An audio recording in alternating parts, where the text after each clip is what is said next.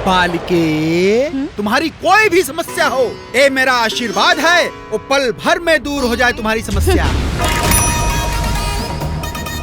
कहो राजधानी एक्सप्रेस, हम तोहरा के अपन दुल्हन बनावल चाहते हैं। अच्छा अच्छा, अब तोहरा बिन हमऊ से रहल नहीं के जात।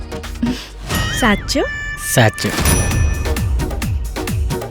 हम चाहता नहीं पंडित जी की हमार राधा बिटिया के रउआ अपना घर की लक्ष्मी बना ली। चिड़िया उड़ करके दूसरे घोंसले में जाती है। अच्छा, आपने कबूतर खाना खोल रखा है। कैसन बाबा है जी, कोडवर्ड नहीं समझता है। रंगीला के आत्मा को पंडित जी के शरीर में डाल दी। रंगीला।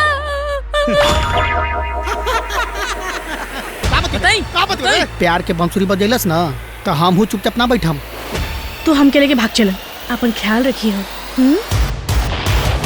गांव के पुरोहित परिवार के लड़का ऐसा खराब हरकत कबो न कर सकेला। इसी गांव में कहीं मेरा भैंसा खो गया है, तुम उसका पता लगाकर इस ऋण से मुक्ति पा सकती हो। हम लोगों को कोई सीरियस में क्यों नहीं ले रहा है? जेकर लाठी वही का भैंस। शेरवानी कौन पहनी और दूल्हा कौन बनी? जेकरा में होई दम वह ले जाई दुल्हन।